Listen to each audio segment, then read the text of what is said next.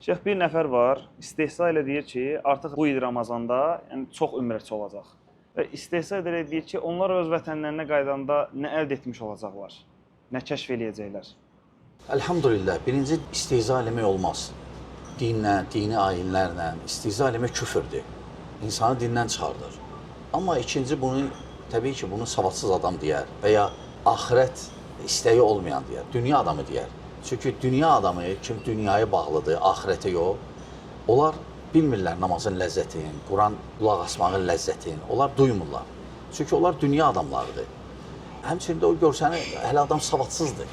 Savadsızdır və şeytana qulluq eləyəndir. Çünki belə fikirləri yayırsa bu adam, bu görsəni ki, bu İslama xidmət eləmir, şeytana xidmət eləyir. Yəni, bura gələn biz bunun şahidi olduq. Yəni, demək ki, Kəbəyə heç nə təsir eləmir, çünki o, ola bilsin, müsəlman deyil. Biz özümüzdən də hiss eləyirik bunu. Hətta bizim bura ehtiyacımız var. Baxmayaraq, biz dindəyik, biz ibadət eləyirik. Və təsəvvürlə dindən uzaq olan gəlir bura, nə qədər adam bura gəldi, məsələn, içkini tərk elədi, nə qədər adam gəldi burada nəşəni tərk elədi, nə qədər adam gəldi bura ibadətə başladı, nə qədər bura adam gəldi, müəyyən qədər insanlara zülmdən qayıtdı. Adi bir dənə sədəqə təsirləyir. Təsəvvürlə bu cür ibadət və bu cür yer. Bunu ancaq dindən uzaq insan deyə bilər.